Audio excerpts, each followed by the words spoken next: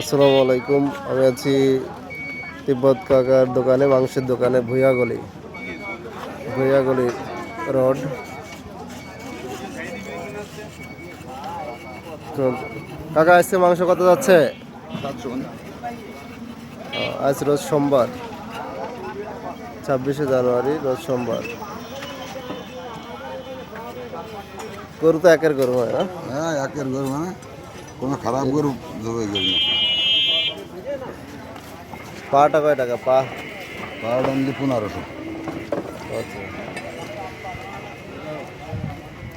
একের মাংস বিক্রয় করা হচ্ছে তিব্বত কাকার দোকানে, ভুইয়াগলিতে, কলম বাজার, শালিখা মাগুরা।